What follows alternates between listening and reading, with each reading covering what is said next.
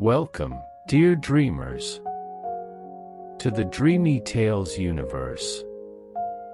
Here, in this soft corner of night, we drift gently into the ancient world, where myths sleep just beneath the stars, and stories whisper their way into dreams. Tonight, we continue our journey through the timeless skies of Greek mythology, but if you're just joining us, don't worry. Every tale in this universe is a doorway. And this one begins with a secret, a prophecy, and a god yet to rise. This is the story of a rebellion, of a ruler who feared the future, and of the child who would one day become king of the heavens. Tonight's dreamy tale is called The Titan Rebellion.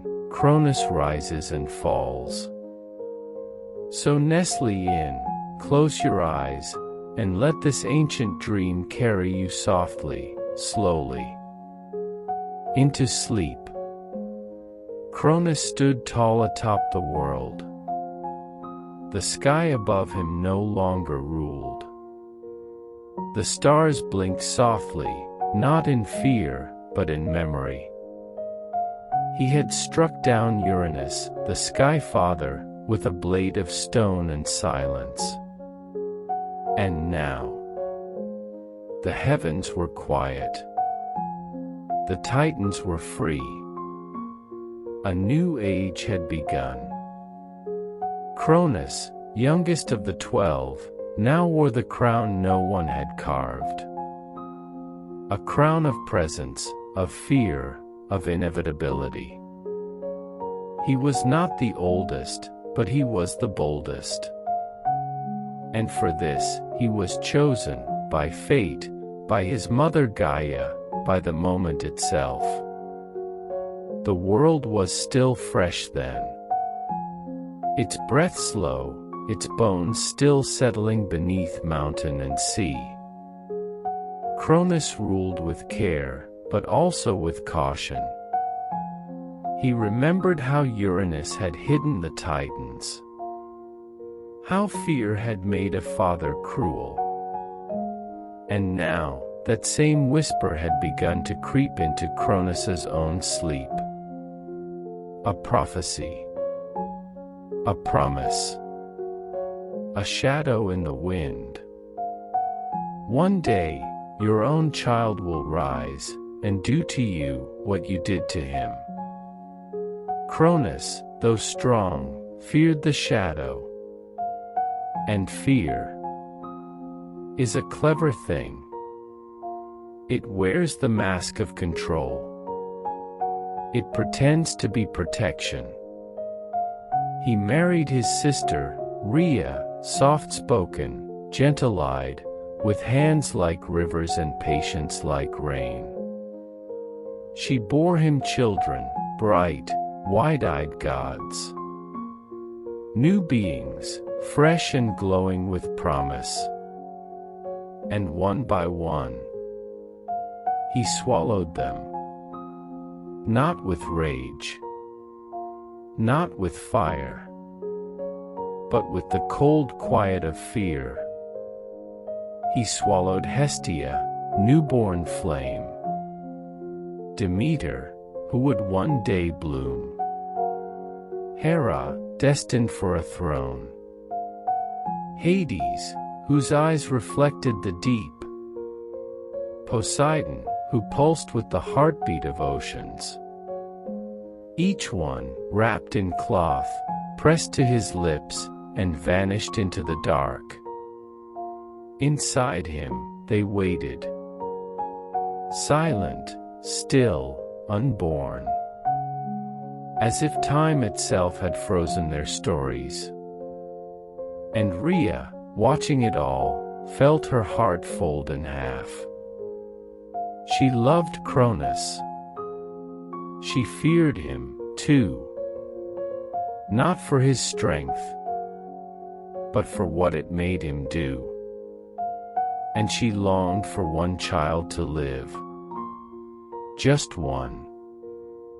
Gaia, her mother, saw the sorrow in her eyes. And she remembered. She remembered the weight of buried children, the silence in her belly, the ache of knowing what could not be stopped. So she came to Rhea in shadow and root, and whispered a plan older than the stars. When Rhea was heavy with her sixth child, she did not weep. She did not scream. She waited. And when her labor came, she went alone. In a hidden cave, deep in the heart of Crete, where moss blanketed the walls and the earth hummed like a lullaby, Rhea gave birth to a child of prophecy. A boy, wrapped in clouds, with a spark in his breath and thunder sleeping beneath his skin. Zeus. She held him for one silent moment, then placed him gently in the arms of the earth. Gaia received the boy like a seed, and hid him deep among the roots and stones.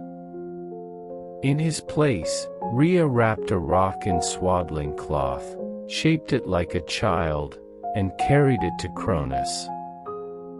The Titan took it without question. He did not look. He did not listen. He opened his mouth and swallowed it whole. And the prophecy remained unbroken. Deep in the cave, Zeus grew. Not like other children, for he was no ordinary god. He was raised by nymphs who sang to him in whispers. He was fed by the goat Amalthea, whose milk carried starlight. And outside the cave, a group of warriors known as the Curetes danced and clashed their swords, so that Cronus would not hear the child's cry. The boy grew. His voice grew strong. His eyes grew wide. And the storm within him began to stir. Far above, Cronus sat upon his stone throne, his belly full of swallowed futures, his ears closed to the shifting of fate. But the earth had not forgotten. The sky had not forgotten. And the stars were beginning to whisper. Time, it seems, can only hold still for so long. In the heart of the world, where roots whispered in the dark, and moss grew thick upon stone, a cave slept beneath the mountains of Crete. It was a quiet place, a secret place, and in its quiet, a child was growing. Zeus, the sixth son of Cronus, the one child not swallowed, the one meant to fulfill a whisper carried by the wind. He lived not in a palace, but in the hush of earth, wrapped in warmth, and cradled by time. His mother, Rhea, had hidden him there with trembling hands and a heart split between fear and hope.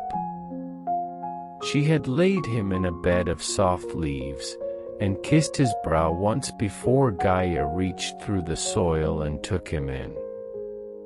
No throne. No fanfare. Only shadows, and the pulse of the world beating around him. He was not alone.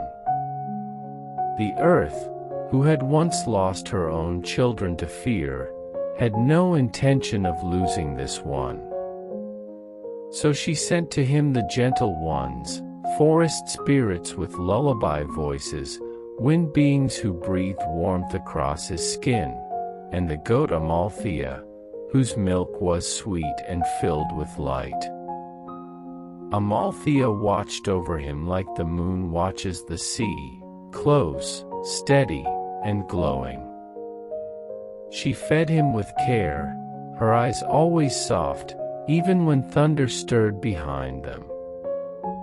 And outside the cave, among the rocks and olive trees, there danced the Curetes, warrior spirits who clanged their shields together in wild, rhythmic beats. They did this not in battle, but to mask the sound of Zeus's cries, to keep Cronus from hearing the laughter or tears of the son he believed had never survived. The cave became a cradle, and the mountain, a guardian. Day by day, Zeus grew. Not like other children, for he was born from prophecy. Born from defiance. Born with the storm in his chest. He had his mother's calm. But in his gaze was something else, a flicker, a question, a sky that would not stay quiet. As he played with the shadows on the cave walls, he dreamed of the world beyond them. He heard the wind's secrets, and the stories the soil hummed beneath him. And Gaia watched. Always. She knew the path ahead. She had seen it in the stars, in the shifting of mountains, in the chill that rolled off Cronus's throne. But there was time still. And time, when given softly, grows strength. Zeus learned to move like water, to speak like wind, to see beyond what the eye could hold. The cave taught him patience. The forest, rhythm. The goat, gentleness. And the Curetes, the need for noise to protect silence. Far above, on the peaks of the world, Cronus ruled.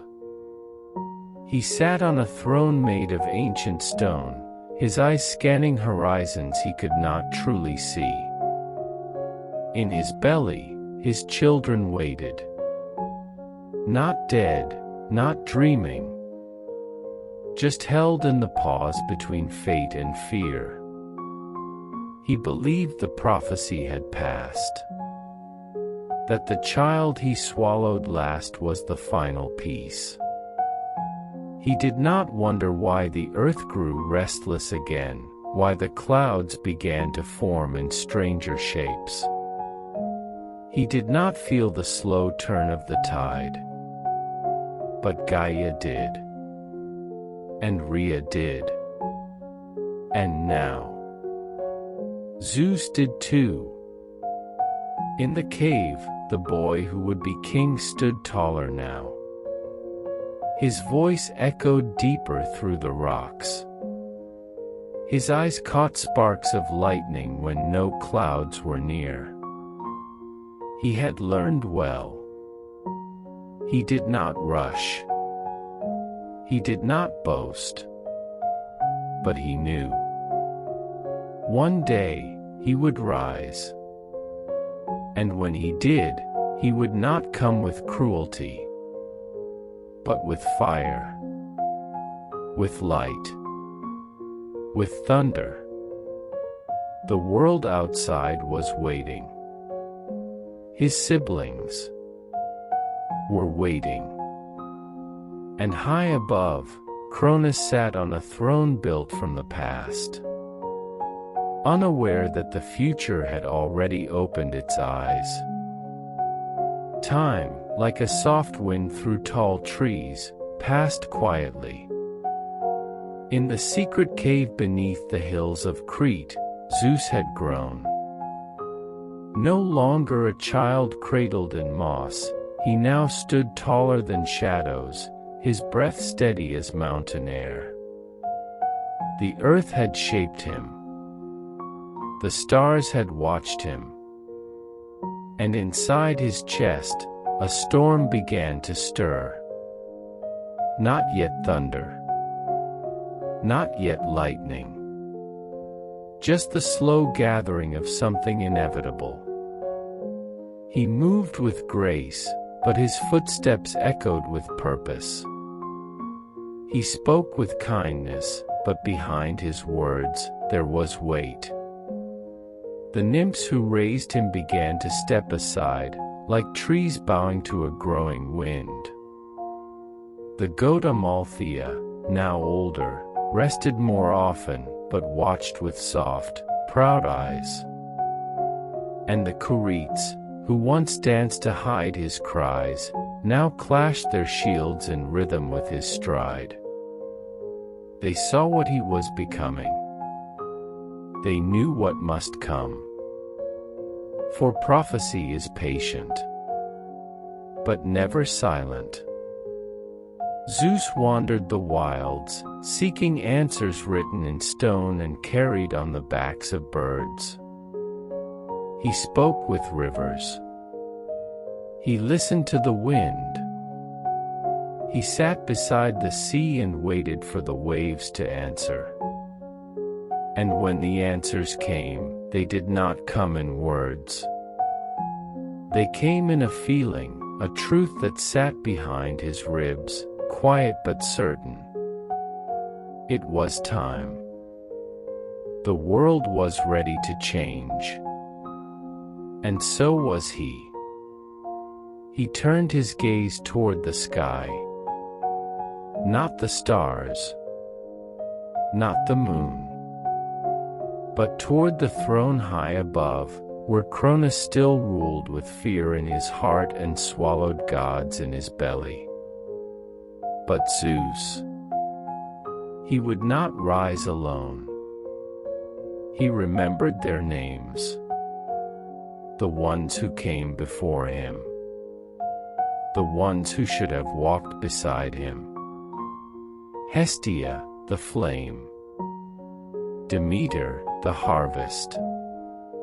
Hera, the queen. Hades, the unseen. Poseidon, the wave. They were not gone. They were waiting. Held within Cronus, as if time itself had been paused. And so, Zeus sought help.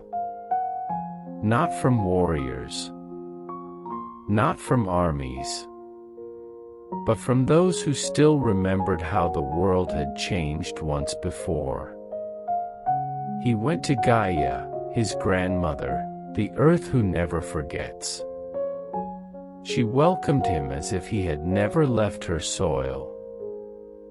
She whispered of a plan, a way to wake what had been swallowed, to bring the gods back from the belly of fear.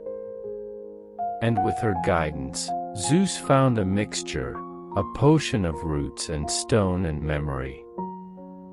It would force his father to release what he had hidden, to bring the past back to breath. Zeus held it in his hands, a simple cup, a quiet answer to a question the world had long been asking. He would not strike yet. He would not roar. But he would move. And in that motion, the sky would tremble. He climbed the high paths, up and up until the clouds kissed the peaks, until the wind began to resist him. And there, in a place where time itself felt thin, Zeus found his father. Cronus sat on a throne of stone, his body still strong, but his eyes dimmed with worry he would never speak aloud. Zeus did not announce himself. He simply approached, offering the cup with both hands. Cronus looked at the boy, a stranger, yet familiar. A calm face, but with stars behind his gaze. He took the drink. He drank. And time broke open. One by one, the gods spilled forth, gasping, blinking, alive once more.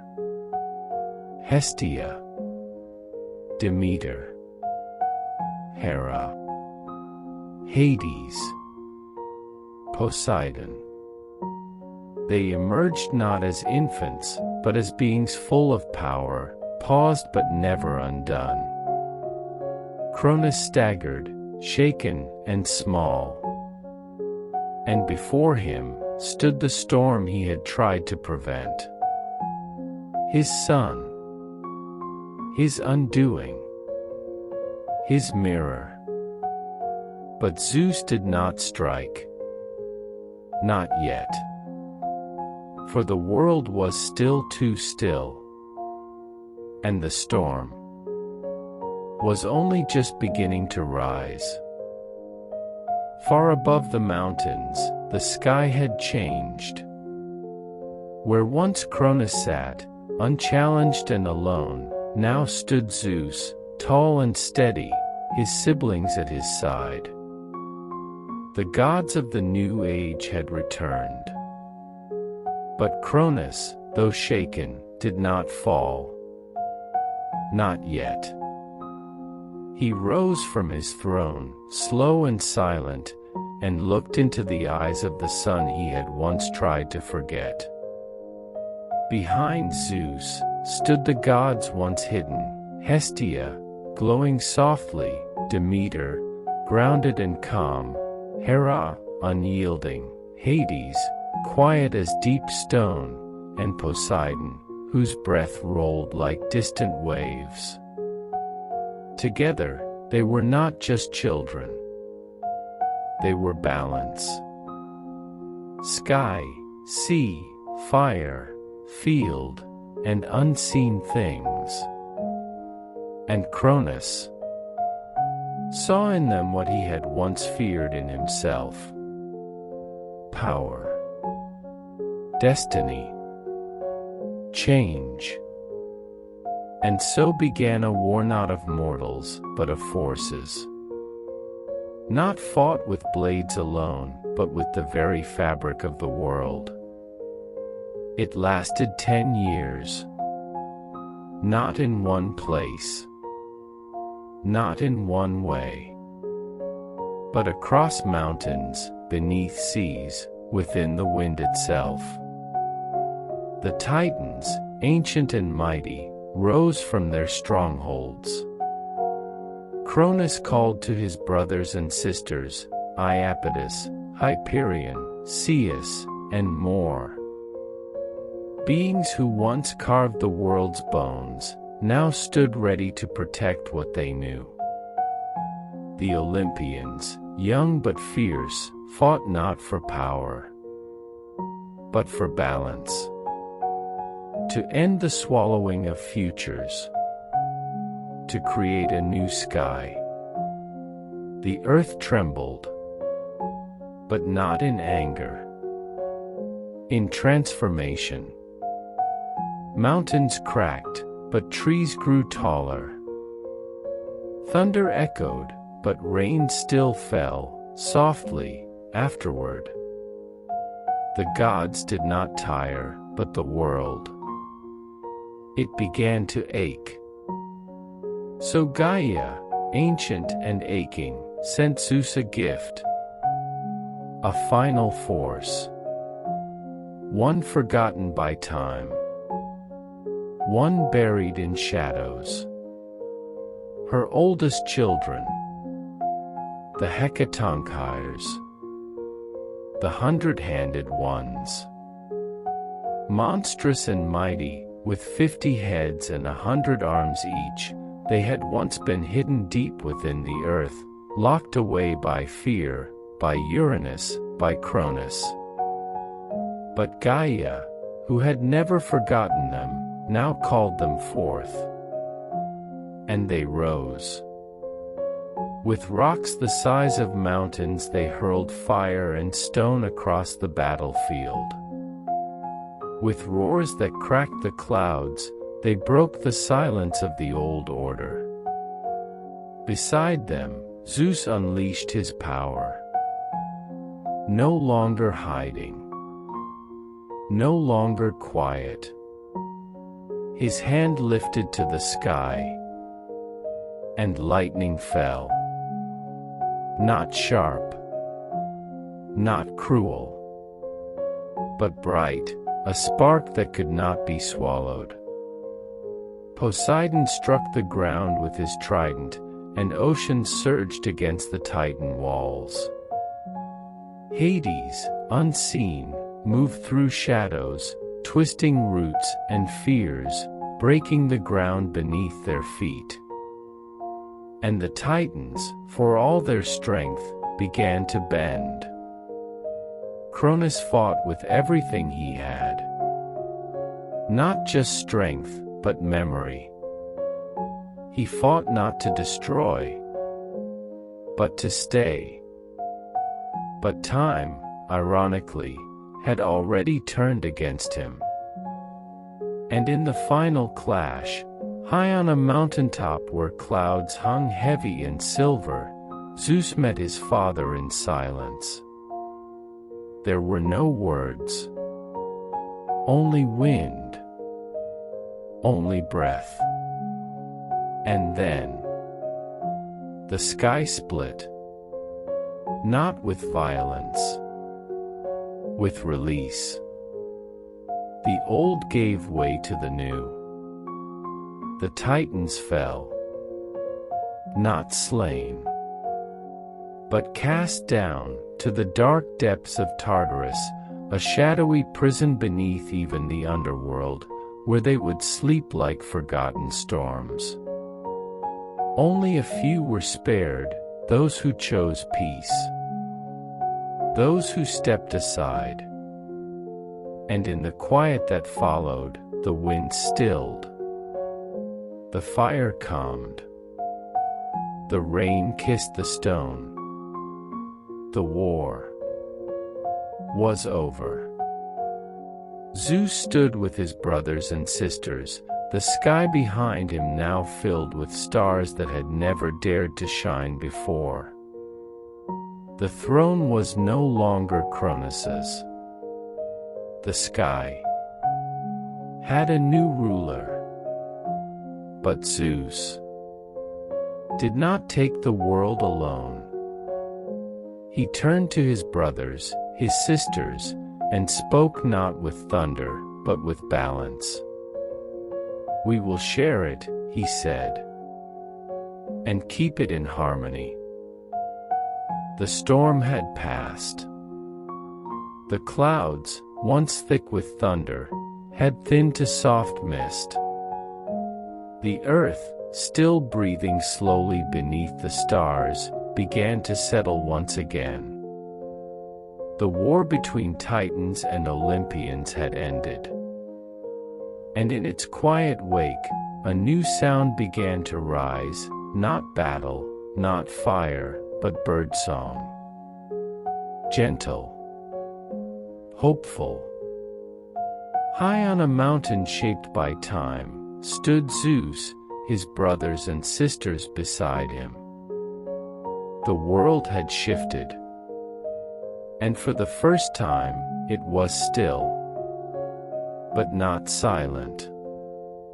Because below, in the depths of shadow, in the far-off chasm of Tartarus, the old gods now slept.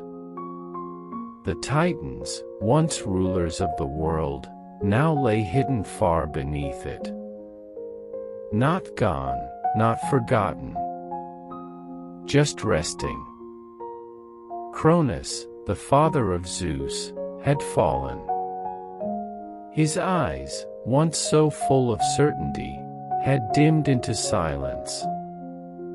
He did not rage. He did not curse. He simply faded into the shadows that all kings eventually meet. Not as punishment, but as peace.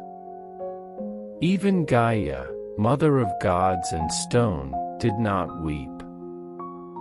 For this, too, was balance. Zeus did not take the world in his hands like a prize. He lifted it as one might hold a flame, carefully, with wonder. And he did not rule alone. He turned first to Poseidon, his brother with the voice of waves and storms. "To you," he said softly, the sea shall answer. And to Hades, quiet and calm, he offered the depths. The underworld is yours, he whispered. Not of punishment, but of passage, and shadow, and silence. And to himself, he kept the sky, not to tower, but to watch, to protect, to listen. The three brothers had each been hidden, each had waited, and now they would lead, together.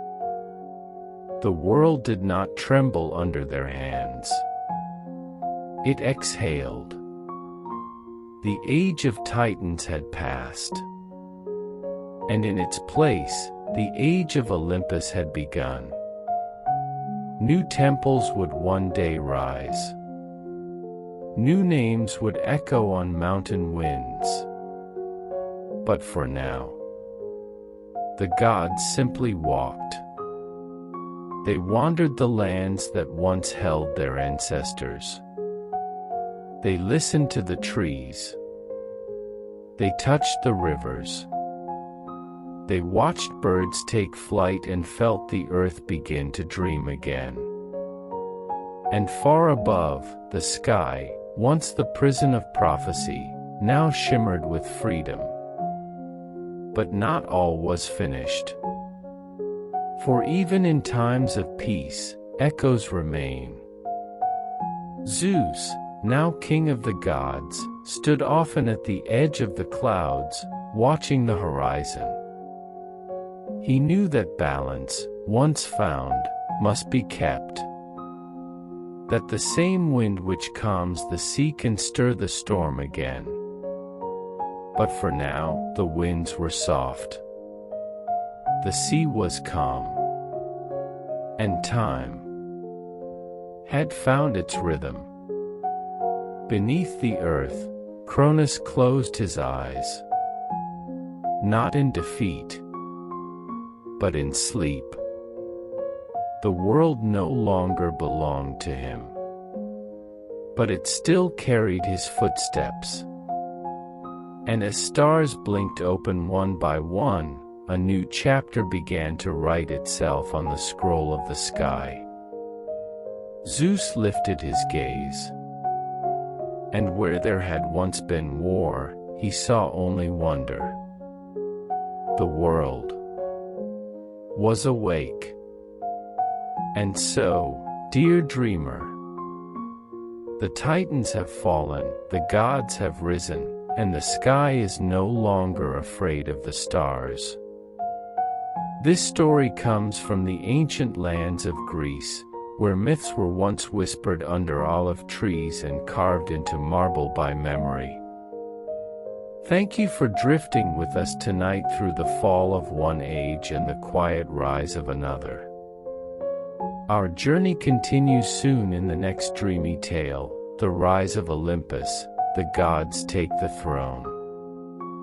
Until then, sleep well, dream deep, and let the night carry you.